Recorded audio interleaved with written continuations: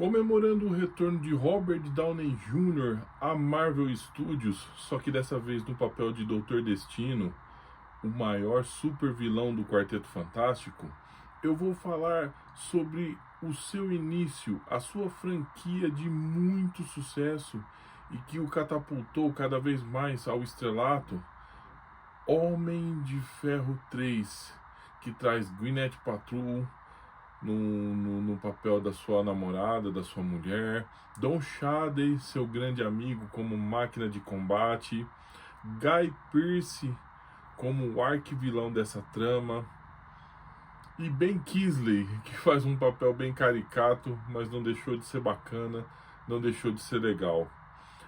O Homem de Ferro 3 foi lançado em 2013 com um orçamento de 200 milhões e arrecadou mais de $1 bilhão, não só pelo cinema fora, como por todas as plataformas de streams, antes da Disney comprar a Marvel Studios. E é sobre isso que eu vou falar um pouco. Logo mais depois da vinheta estamos começando então. Lembrando que esta é apenas a minha humilde opinião de fã, de cinéfilo. Está bem? Ok?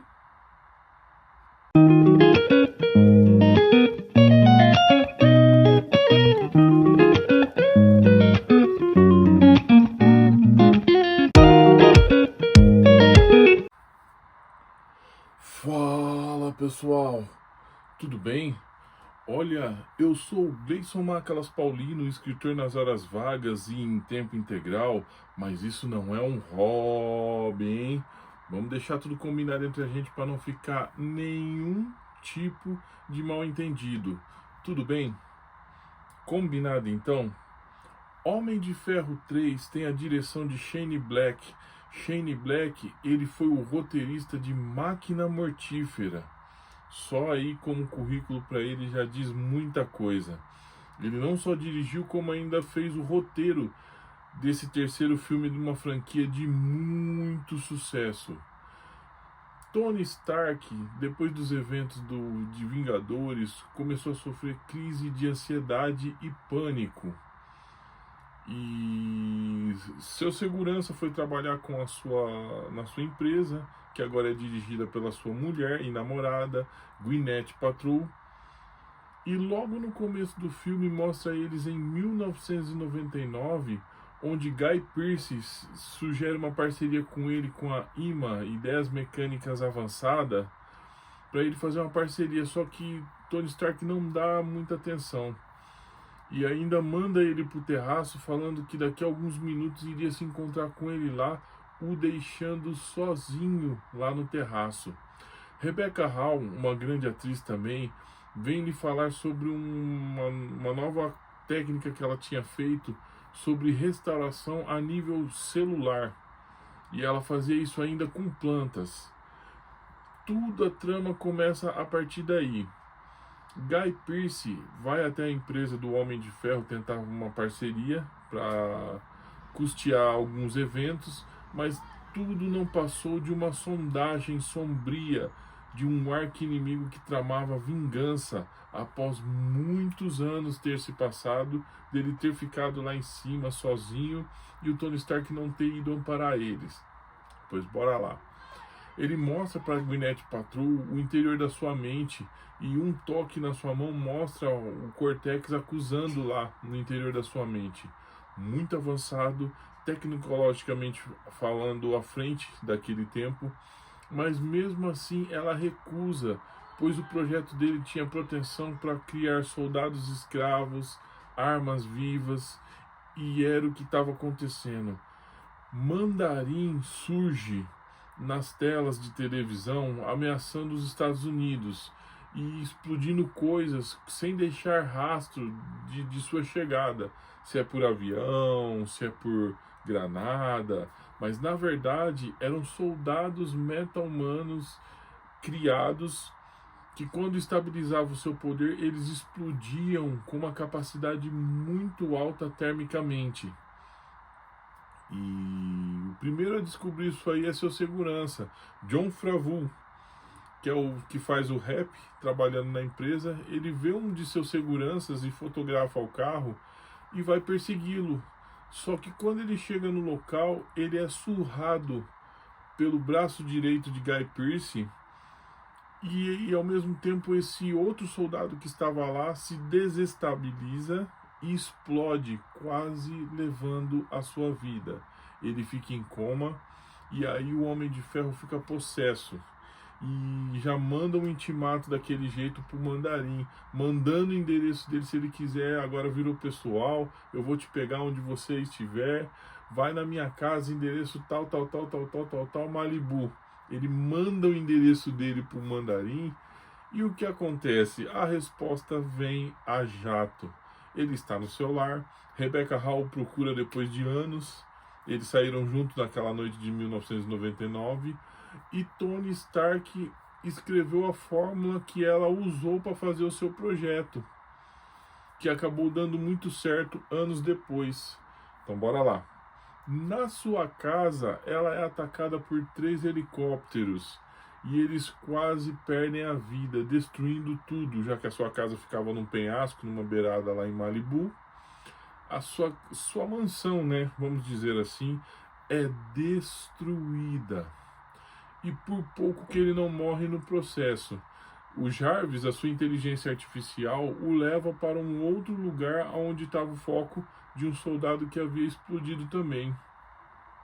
Tony Stark conhece um jovem, um garoto que está a maior parte do tempo sozinho, sem a sua mãe e seu pai, e acaba tendo amizade com ele. E ele o ajuda com a sua armadura, a colocar para carregar. E eles desenvolvem uma afinidade. Lá ele leva até onde o soldado explodiu e só há sombras na parede, né? É um plano bem mais engendrado, bem mais maquiavélico. Mandarim é um arqui-inimigo do Homem de Ferro nas histórias de quadrinhos, e se não for o maior, é um dos maiores. Nos quadrinhos ele tem aqueles anéis que cada um tem um tipo de poder. Sempre que ele aparecia nas histórias do Homem de Ferro nos quadrinhos, ele dava muito trabalho. Só que dessa vez não. Mandarim é Ben Kingsley, um ator que simula ser um terrorista nos moldes de Bin Laden e essa coisa tal. Só que ele é apenas um ator. Os ataques são engendrados por Guy Pearce, aquele rapaz que foi deixado no terraço e contra o seu próprio país. E os seus próprios projetos ele inventou em si mesmo. Então ele é capaz de aquecer, cuspir fogo pela boca e etc. E não dá outra. O Homem de Ferro investigando enfrenta alguns soldados deles nessas saudades, sem a armadura, que ainda tá carregando ainda. E esses soldados são um osso duro de roer, porque eles perdem membros, esses membros se recuperam, dá uma canseira danada a ele, mas ele consegue. Através de uma invasão no computador, ele cata todos os dados a respeito desses projetos, vai na mansão onde está sendo o sinal mandado do Mandarim e descobre que Ben Kingsley é o Mandarim, é apenas um ator, que quem está por trás de tudo isso é Guy Pearce, e ele é capturado e aprisionado.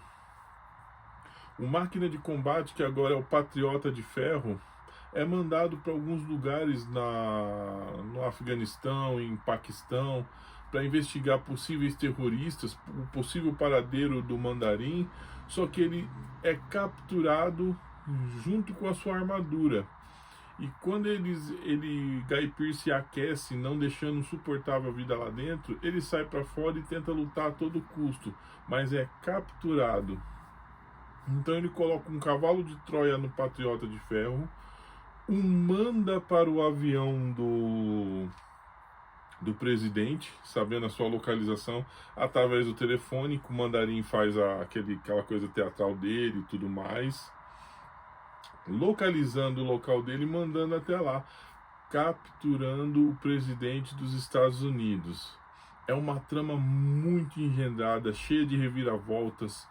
Tony Stark está com um ataque de pânico, não sabe se ele vai conseguir seguir até o final, mas é uma trama que fecha o arco do Homem de Ferro com estrelas de ouro, muito bem engendrado, um roteiro muito bem feitinho, bem bacana, bem legal.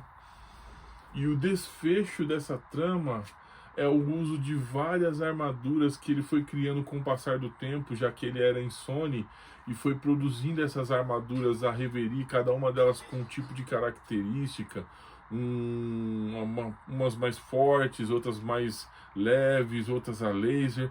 Cada uma tem o seu nome que ele dá para elas, e no desfecho final ele é usada. Guy Pearce captura sua mulher, faz os experimentos nela e, como ela sobrevive, ela desenvolve o mesmo processo dele. E eu já falei demais, esse filme ainda é de 2013, tá fresquinho ainda. Se você puder assistir, assista. É diversão garantida para toda a família. E eu costumo dizer que o Homem de Ferro ele ficou bem melhor nos cinemas do que nas próprias histórias em quadrinhos. Porque nos quadrinhos ele teve grandes fases, como o Demônio da Garrafa, a Guerra das Armaduras, mas nunca foi um personagem tão top de linha, de fazer muito sucesso. Ele sempre ficou no meio fio ali, você entendeu? Nos cinemas, com a interpretação de Robert Downey Jr., ele ficou atemporal. E esse pessoal que participa do 3 também manda ver muito bem e faz a diferença. Se puder assistir, assista. Um baita filmão. Não é à toa que ganhou muitos bilhões em relação a isso. Este é o meu segundo trabalho literário, chamado O Pirata Caveira contra Tudo e Todos. Eu pego um personagem que foi um coadjuvante de luxo na primeira trama e alço a personagem principal de sua própria história. Só que dessa vez, o Pirata Caveira enfrenta uma doença terminal que vai levá-lo à morte, e os seus poucos, mas leais amigos desapareceram misteriosamente. Então, no tempo que lhe resta, custe o que custar, ele vai fazer de tudo um pouco para conseguir descobrir o que houve com seus amigos, se estão vivos, se estão mortos, e praticar uma rápida vingança se ainda tiver tempo. Disponível na Amazon, no seu formato digital, em e-book, e no Clube dos Autores, no seu livro sólido, físico. Vai lá, pessoal, dá essa força para nós, autor nacional, autônomo. E nas páginas do Wattpad, eu publico as minhas coletâneas de contos urbanos baseados em muitas histórias reais, romance, aventura e fantasia. Quer mais a minha praia? Gratuitamente. É só entrar lá que você pode ler, opinar, falar do que está gostando ou não. E a sua opinião vem bem a calhar, vem como feedback para mim estar melhorando a produção dessas tramas. Entra lá no Wattpad, porque ler é tão necessário quanto respirar. É qualidade de vida e exercício para nosso cérebro. Tudo lá no Wattpad, lá disponível gratuitamente. Entra lá. É isso, pessoal. A gente vai se falando. Tudo bem?